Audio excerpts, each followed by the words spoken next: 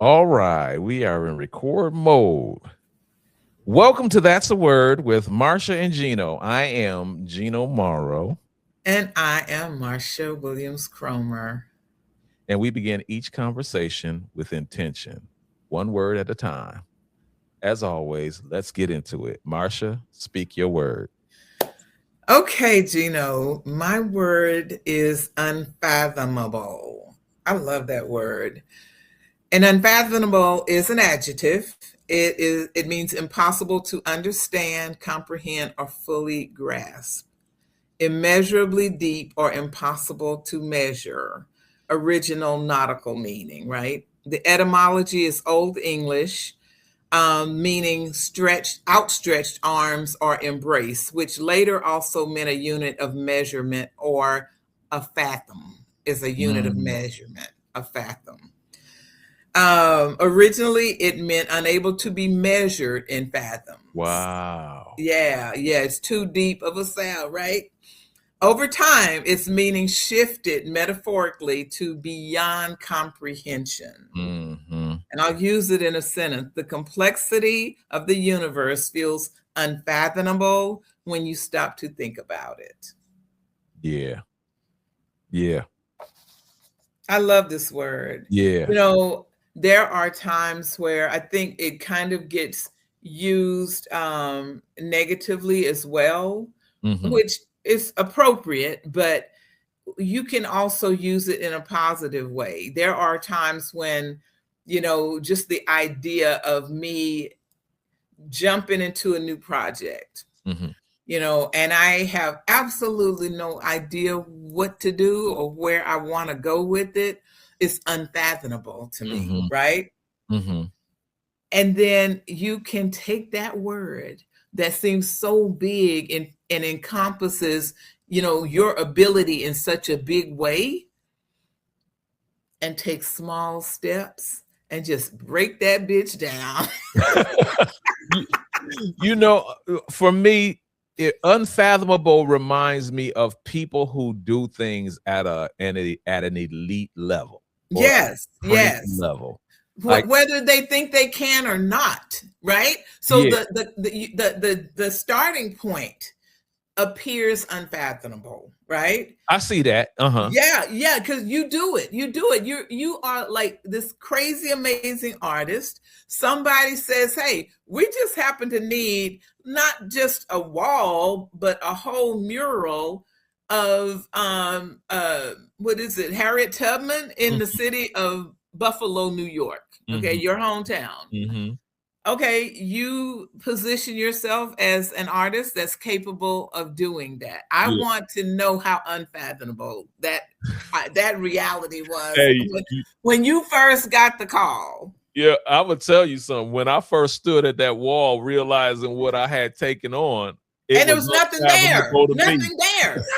I was like, why did I say I could do this?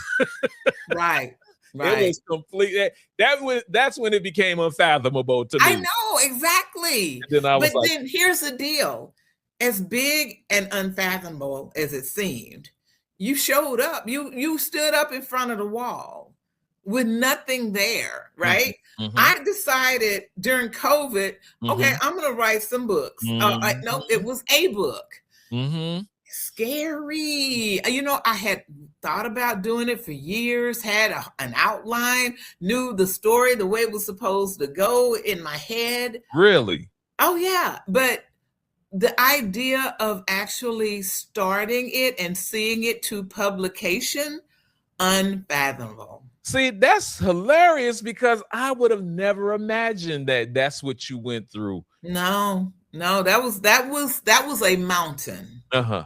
Yeah. Yeah, yeah, Yeah. that was a mountain. And I will say that because God, in his infinite wisdom, stopped the world, which took away all of my excuses, because I knew that I had the ability to write. I knew I could do that. But I will tell you, sometimes those things that we are presented with that we feel are unfathomable are that's our mountain. That's Mhm. our mountain. And how you get past that and how you get up that mountain, a lot of doubt start, you just start moving. Mhm. That doesn't mean there's no doubt, that doesn't mean there's no fear, that doesn't mean there's no second guessing yourself. What if nobody likes my story, whatever. But you just keep going up that mountain, and when you get about halfway, no, now it doesn't seem so unfathomable. That's true. What you've done for me is you compelled me to look at the word from two perspectives. Hmm. I've only or mainly looked at it from one perspective, and that's me and the subject, the person who's unfathomable to me. Right. I've never really assessed it from my point of view, like something that I'm doing that feels unfathomable to me. Yes, yes. And in doing that, what you've introduced is the ideal of faith, because it requires taking an initial step in, in realizing that it's a daunting task, but that it requires you to take one step at a time to get closer to your goal. And Right. that's a different way for me to look at that word. Right, right, Yeah. right. And there have been times when I set out on a goal Mhm. scared to death. Mhm. And from a faith standpoint, you're talking to yourself that, well, if other people are able to do it, it's something that God allows. There's a capability out there. Yeah. And then your own self-doubt, your own insecurities start, playing in your head or whatever. Mhm. But then just to have kind of the discipline to know, you start, once you take that first step, the Mhm. process changes. Mm. Mm. And you get halfway up the mountain, and you realize to go back is just as far as it is to go forward. And now it's courage now that's starting to, it's a muscle, it's like And a it's muscle. momentum. You've built up Yes, momentum in that direction now, and you're like, it'll take more energy for me to stop than it would for me to go forward and complete this.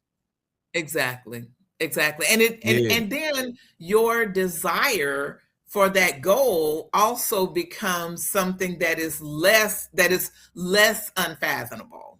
Mhm. Mhm. Okay, so at different stages, you a different muscle, part of your muscle is kicking in, Yeah. and when you're on the ground, oh my God, look how tall that is. And why Yeah. even start if Yeah. I don't think I can finish? And on Yeah. the ground, it looks unfathomable. You can't do it. It's just impossible. Yeah. And one step builds on another and builds on another, and the next thing you know, there you are. So I got a question for you. Have you Mhm. ever looked at someone or their gift or something that they've created, in your mind you assign the word unfathomable to it, and you're like, that is unfathomable, and then you did something and it reminded you of them, and you said, Yeah. it's not so unfathomable, I can do this, I can do this.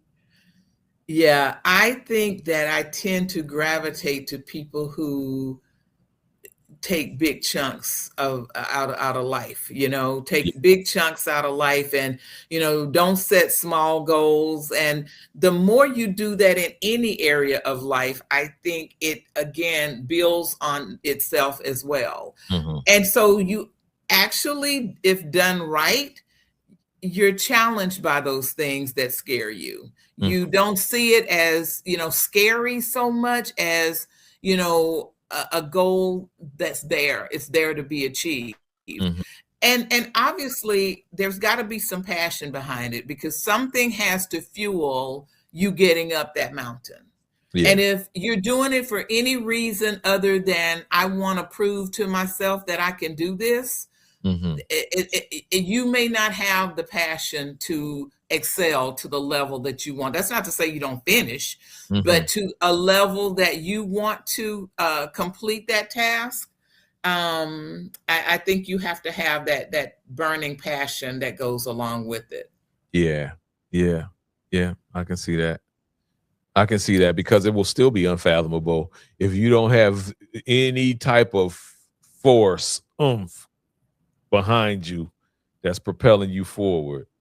Mm-mm, mm-mm, Yeah. mm-mm. And sometimes it's just, the win. There have been things that I have done just because, it's out there, it's an opportunity, and I want to see if I can get there. I wrote the first three books just thinking I had accomplished so much, and I was so proud of myself and staying, dedicated to my mission. Then the fourth book came along, and I thought, I'm going to do everything I can to make this book a bestseller. I am not stopping until this book is a bestseller. And Mm. the crazy thing is, because that fourth book did become a bestseller, all the other books are getting pulled along with it. Isn't Yeah. that beautiful? Yeah. Yeah. Yeah. Yeah. And sometimes, even to ourselves, we'll say something is unfathomable Uh-huh. or difficult to achieve, even. Uh-huh.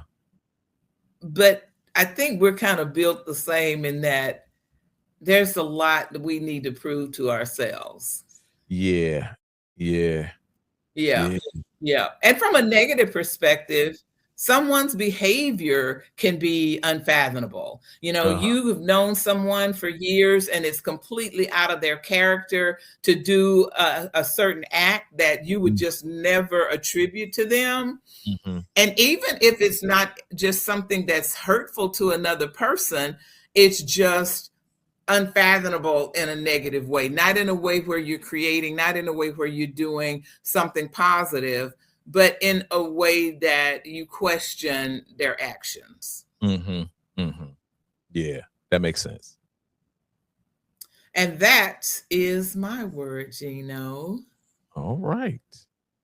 Unfathomable. Okay, I like it. I like it. All right, all right. And to you, I say, speak your word, my friend. All right, Marcia. My word is dispensationalism. Dispensationalism. So I'm going to give a little bit. I'm going to share the definition. So it's a noun. It's well known in Christian theology. It's a belief system of historical progression as revealed in the Bible, consisting of a series of stages in God's self-revelation and the plan of salvation. This system became popular in the 1800s, largely through a man named Nelson Darby. So here's the basic idea. God deals with humanity differently and in different time periods or dispensations. The age of law, the age of grace, the age of the church. Each period has different rules, different covenants, different people. Now, what drew me to this word is I heard it when I was listening to a political talk show on YouTube, and they were having a discussion around how the war with Iran is being predicated on the idea that it's a holy war, that Mm-hmm. this is a war for God. And they alluded to the idea that this is the same colonial mentality that brought about manifest destiny here in America, which the Europeans said that that land is supposed to be ours because God says so. And the word, naturally, I start going, well, that's interesting when you look at, because now I look at the Bible from my perspective as opposed to the perspective that I was programmed to learn the Bible. Um, and it made me look at the word from my perspective, and I go, okay, yeah, that makes sense when you look at it from that perspective. But what does it mean to me? What does it mean to our people? What does it mean to us as a group as we identify with the word of God and with God? And then I started thinking of the book of Deuteronomy and the curses and then the blessings that come and follow and the promises that come afterward. And I started looking at it more like, yeah, because for them, manifest destiny is about what they say God told them is theirs. And but when you look at the fallout over this war that's currently going on, I mean, there are people that are literally like, I ain't fighting this war. I ain't going.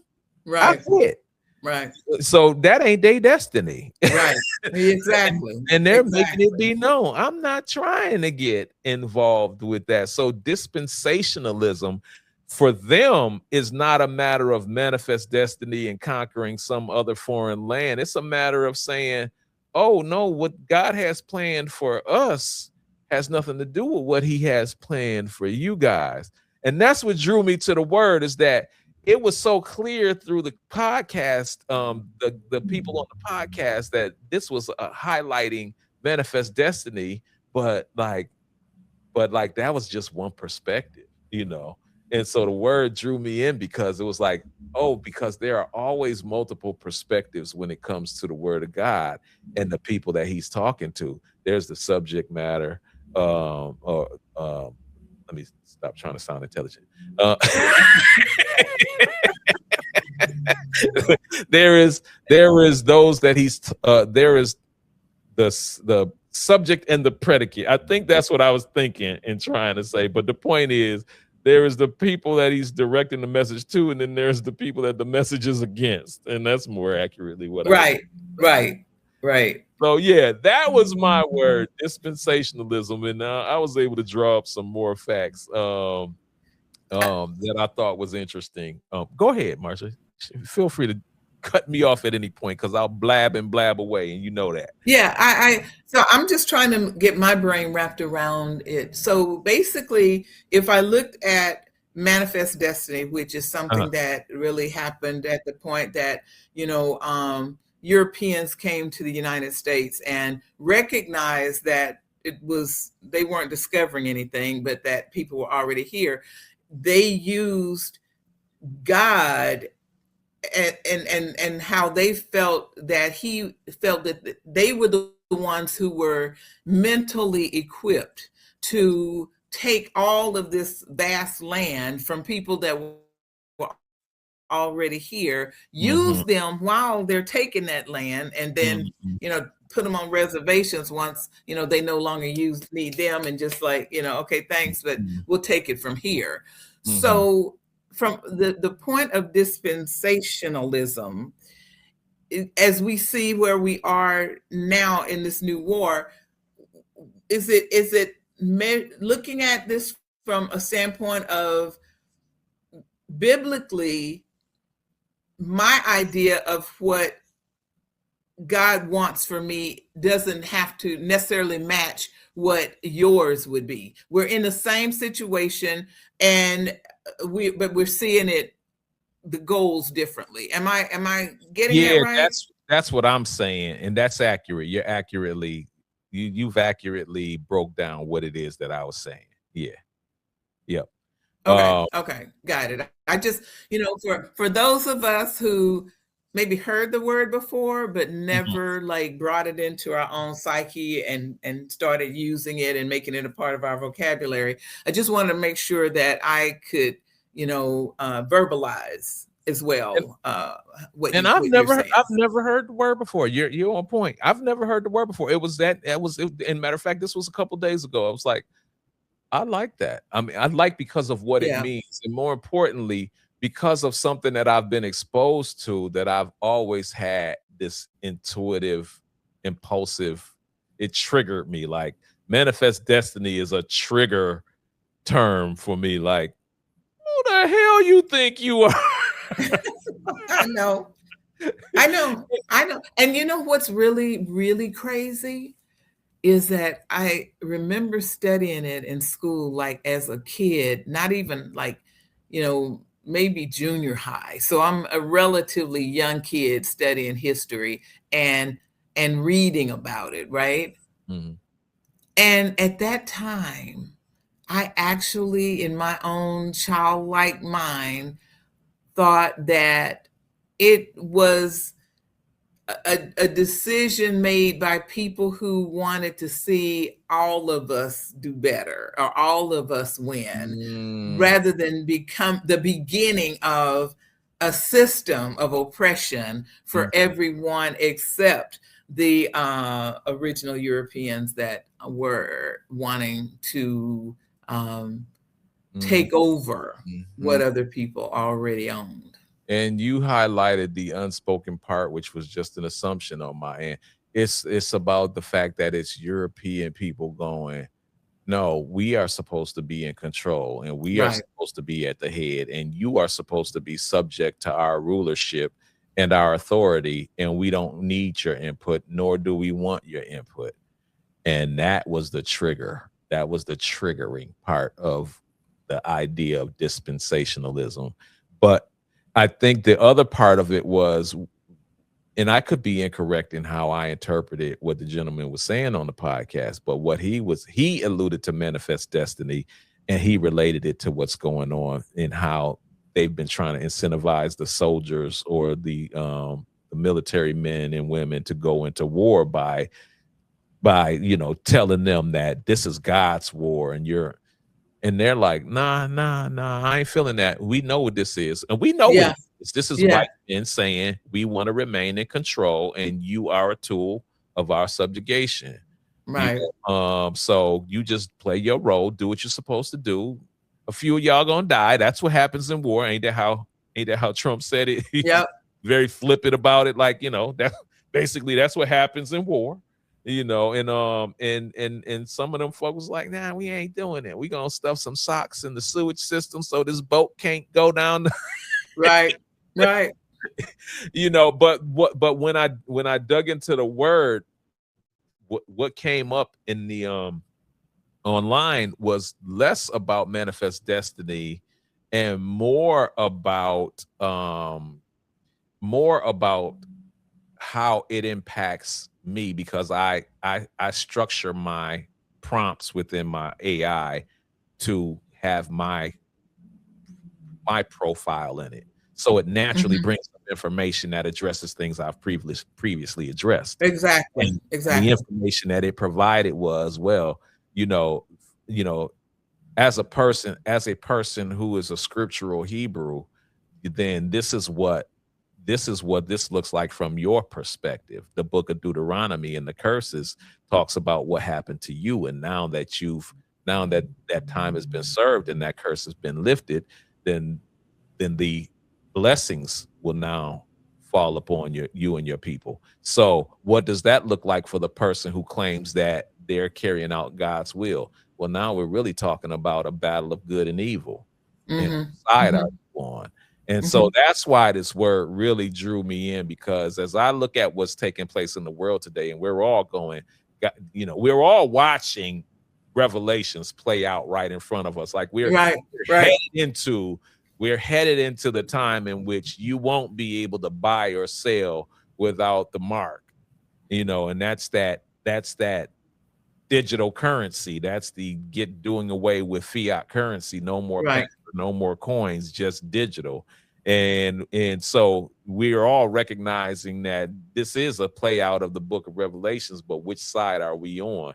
And so for me, that's why the word drew me in, because it's just like, wow, it's not just about what they've determined at this point. It's about where you stand.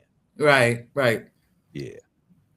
So that's my word. Interesting. Interesting. Interesting. Interesting.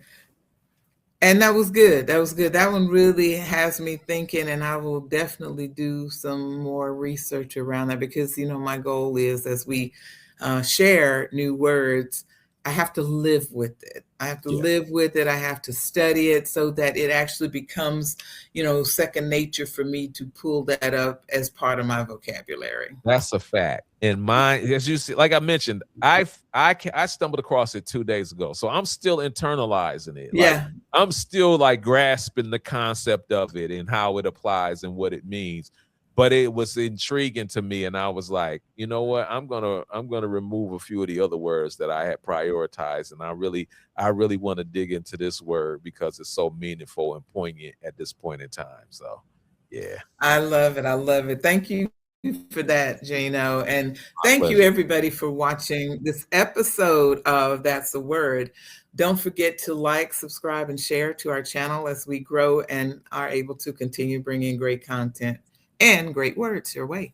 Thanks so much. Thank you.